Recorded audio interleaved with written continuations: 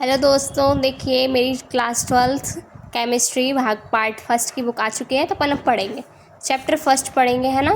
Chapter first क्या है? Solution.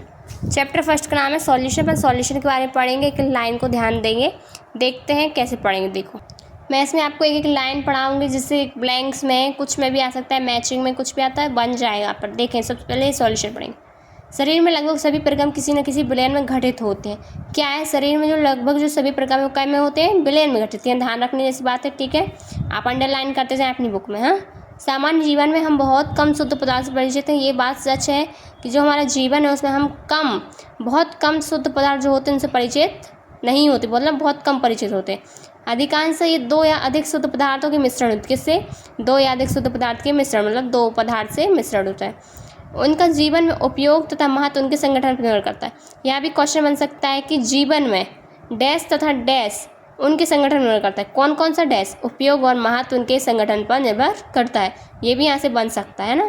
और पीतल किससे बनता है? जैसे पीतल जिंक और निकेल का मिश्रण के गुण, जर्मन सिल्वर, कॉपर जिंक और निकेल का मिश्रण, अथवा फ्लूर कांसा तांबा और टिन का मिश्रण से अलग होते हैं।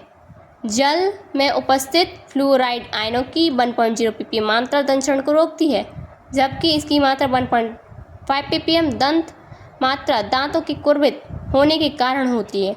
फ्लोराइड आयनों की अधिक सांद्रता जहरीली हो सकती है। उदाहरण दिया है सोडियम फ्लोराइड को चूहों के लिए जहर के रूप में उपयोग। अंतः इंजेक्शन हमेशा लवणीय जल में एक निश्चित आयनिक सांद्रता पर घोले जाते हैं, जो रक्त प्लाज्मा की सांद्रता के सादृश होती है, इत्यादि कुछ उदाहरण। तो इसमें क्या समझ में आ रहा है? ये बताया कि सामान्य जीवन है, हम बहुत कम शुद्ध पदार्थों को बहुत कम तरीके से जानते हैं, और दो या अधिक शुद्ध पदार्थों के मिश्रण होता है। और ये बता रहा है कि जो संगठन बनता है वो महत्व और उपयोग से बनता है, ठीक है। जीवन में महत्व और उपयोग से बनता है, संगठन निर्भर करता है। पीतल किससे बनता है? जिंक और निकेल। किससे? जिंक और निकेल का मिश्रण पीतल बनाता है। और जो जर्मन सिल्वर है वो कॉपर जिंक और निकेल का मिश्रण। और जो कांसा रहता है, कांसे के बर्तन देखे ना, वो तांबा और टिन का मिश्रण से बनता है कांसा, ठीक है। इन दोनों का मिश्रण रहता है, ये अलग होता है। और इधर बता रहे हैं कि जो जल में उपस्थित, कोई पूछे आपसे कि भाई बताओ दंत क्षरण को कौन रोकता है, तो 1.0 ppm, मतलब 1 ppm की मात्रा है, जो मतलब जल में उपस्थित फ्लोराइड आयनों की 1 ppm मात्रा क्या रोकती है? दंत क्षरण को रोकती है। लेकिन जो 1.5 ppm मात्रा है, क्या है? 1.5 ppm मात्रा दांत को कुर्वित यानी पीलापन होने के कारण होता है। कोई पूछ ले आपको दांत का कुर्वित तो कौन करता है, मतलब पीलापन होने का कारण क्या है? तो 1.5 ppm सांद्रता मात्रा जो है वो क्या करती है? दांतों के कुर्वित होने का कारण होती है। और फ्लोराइड आयनों की अधिक सांद्रता कैसी होती है? जहरीली। ये बात आप बिल्कुल याद रखें। कैसी? फ्लोराइड आयनों की मात्रा क्या होती है? अधिक जहरीली हो सकती है। और जो उदाहरण में उपयोग में गए चूहों के लिए किसके लिए? जहर के रूप में काम कर रहे हैं। और अंतःस्रावी इंजेक्शन होता है, वो लवणीय जल में एक निश्चित आयनिक सांद्रता पर घोले जाते हैं। अंतःस्रावी इंजेक्शन है, वो लवणीय जल में घोले जाते हैं एक निश्चित आयन में, ठीक है, आयनिक। और रक्त प्लाज्मा की सांद्रता सादृश्य होती है, ठीक है ना। अब आगे पढ़ेंगे। इस एकक में ये बता रहे हैं कि द्रव्य विलयन वगैरह वगैरह। हाँ, इसमें ये बता रहे हैं, मतलब अपन ये चीज़ें पढ़ेंगे। क्या क्या पढ़ेंगे? द्रव्य विलयन तथा उनको बनाने की विधियाँ पर विचार करेंगे। गुणों जैसे वाष्प दाब, अणुसंख्या गुणधर्म ही आएगा, जो अणु की संख्या का बताता है, अध्ययन करना है। और विलयन के प्रकार प्रारंभ करेंगे। और फिर द्रव विलयनों में उपस्थित विलय की सांद्रता को व्यक्त करने वाले बहुत सारे पर नियम विकल्प पढ़ेंगे, जानेंगे। सिर्फ अपन को पढ़ना ही नहीं, अपन को बहुत अच्छे तरीके से पढ़ना है। जैसे एक एक लाइन टू लाइन पढ़ेंगे, तो कभी भी अपन में बोर्ड में दे कुछ ब्लैंक, कुछ न्यू बन के आ रहा है लाइन, तो अपन में बननी चाहिए, मैं ये बताना चाह रही हूँ, ठीक है। इसलिए अपन आगे पढ़ेंगे क्या कह रहा है। अपन पढ़ेंगे विलयन के प्रकार। क्या पढ़ेंगे? विलयन के प्रकार। विलयन के प्रकार होते हैं वो देखें। विलयन के प्रकार वैसे तो कहें 3 होते है ना, ठोस, द्रव, गैस। लेकिन आगे पढ़े पहले अपन। विलयन 2 या 2 से अधिक अवयव का समांगी मिश्रण होता है। जब विलयन 2 हो, 2 या 2 से अधिक अवयवों का समांगी मिश्रण कहते हैं। समांगी मिश्रण कोई पूछ ले, आप पे बन जाना चाहिए, आएगा तो। समांगी मिश्रण से हमारा तात्पर्य है कि मिश्रण में सभी जगह इसका संगठन गुण एक समान होते। क्या मिश्रण में सभी जगह संगठन गुण क्या होते हैं? समान होते हैं। सामान्यतः जो अवयव अधिक मात्रा में उपस्थित होता है वह विलायक। कोई पूछे आपसे विलायक क्या कहलाता है? जिस अवयव की अधिक मात्रा उपस्थित विलायक। और विलय क्या कहलाता है? जिसकी कम मात्रा हो। तो ब्लैक विलयन की भौतिक अवस्था निर्धारित करता है। जो ब्लैक है, यहाँ पूछ सकते हैं कि ब्लैक विलयन की कौन सी अवस्था निर्धारित करता है? भौतिक अवस्था। ब्लैक करता है ना विलयन की भौतिक अवस्था। विलयन विद्यमान होता है और विलयन में ब्लैक की अतिरिक्त उपस्थित एक या अधिक विलयन, देखो ब्लैक जो होता है वो अधिक मात्रा उपस्थित होता है और विलय कम मात्रा में।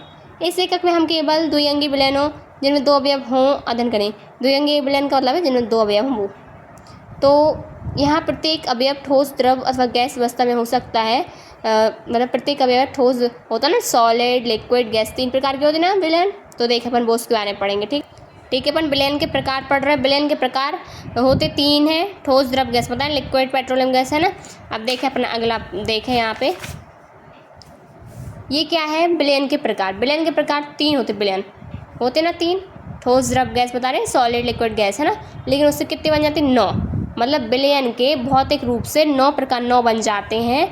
देखें अपन को क्या लेना है, ब्लैक लेंगे कोई चीज़, इसमें 3 बनते हैं। क्या क्या बन जाते हैं? गैसीय विलयन बन जाएगा, द्रव विलयन बन जाएगा, ठोस विलयन बन जाएगा।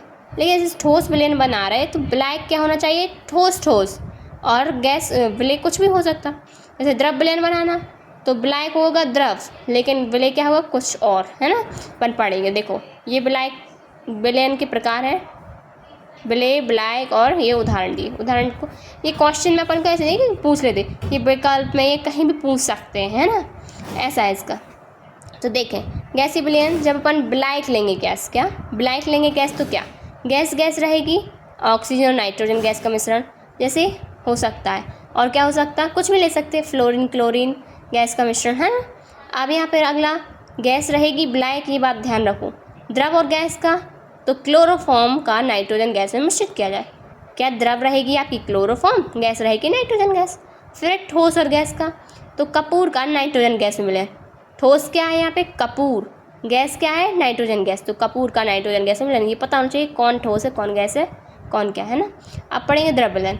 ब्लैक रहेगा द्रव, ठीक है। तो गैस और द्रव तो क्या ले लोगे? जल में घुली हुई ऑक्सीजन, जल में घुली हुई नाइट्रोजन, है ना। तो गैस क्या है? ऑक्सीजन।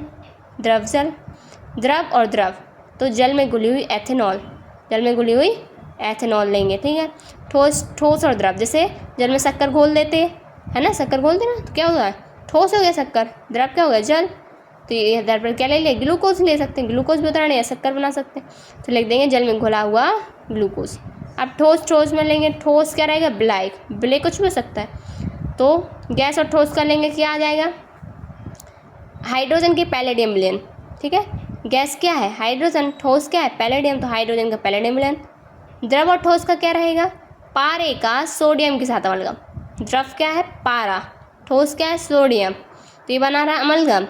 और ठोस में क्या आ जाएगा? तांबा का सोने में विलयन। मतलब तांबा भी ठोस है, सोना भी ठोस है। बिल्कुल ये उदाहरण आप पढ़ लो, अच्छे से समझ लो। हमने आप समझा को जिस ट्रिक से हम समझा रहे हैं वैसे अगर आप ध्यान रखोगे कि ब्लैक अगर कहता है कि गैसीय विलयन, ठोस विलयन क्या बनाना है, तो अगर ठोस बोलता है तो ब्लैक क्या रहेगा आपका? ठोस।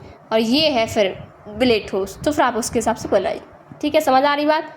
अब आगे पढ़ेंगे अपन विलयन की सांद्रता व्यक्त करना। विलयन की सांद्रता को अपन कई प्रकार से निकाल सकते हैं। जो विलयन की सांद्रता व्यक्त करनी पड़ती है उसको अलग अलग से निकाल सकते हैं, जैसे मोलरता, मोललता, द्रव्यमान प्रतिशत, आयतन प्रतिशत, है ना। और ऐसे ही बहुत तरीके से मोल अंश होता है और ppm की सांद्रता वगैरह से ऐसे प्रकार से अपन निकालेंगे। ठीक है, तो फिर ये इतने प्रकार से अपन क्या सांद्रता व्यक्त कर सकते हैं विलयन की। ठीक है, 7 प्रकार से व्यक्त करेंगे। और 11th में अपन को नॉर्मलता और फॉर्मलता भी था, अब वो हट गया सिलेबस से, सिर्फ 7 प्रकार की बची है।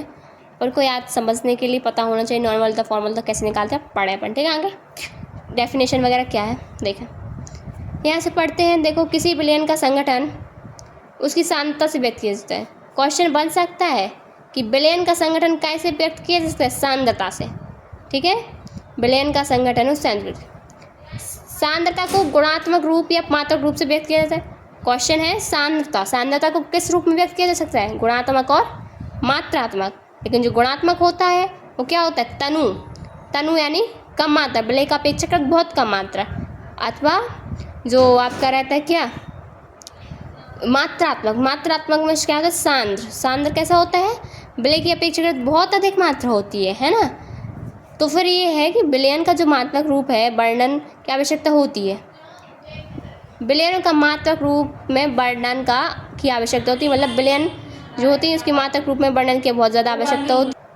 बिलियन की सांद्रता का मात्रक वर्णन कई प्रकार से हम बता रहे हैं आपको। द्रव्यमान प्रतिशत की परिभाषा क्या हो सकती है?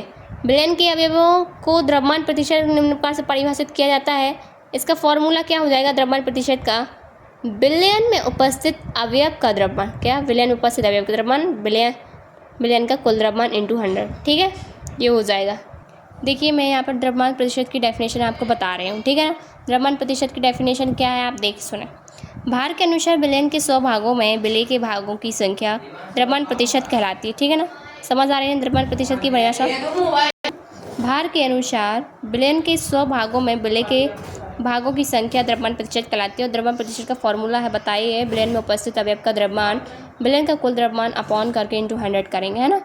तो ये हो गया। आयतन प्रतिशत की डेफिनेशन क्या हो जाएगी आपकी? आयतन प्रतिशत की डेफिनेशन देख। हाँ तो देखिए अगली पार्ट 2 में अपन आगे पूरा चैप्टर समझने वाले हैं। आयतन प्रतिशत की डेफिनेशन सब कुछ समझ लेंगे, ठीक है। आप टेंशन में जाइए, पार्ट 2 में हम आपको दिखाएंगे। Bye bye guys. ये आप अच्छे से पढ़ें, लाइन टू लाइन आपके लिए बहुत ज़रूरी है।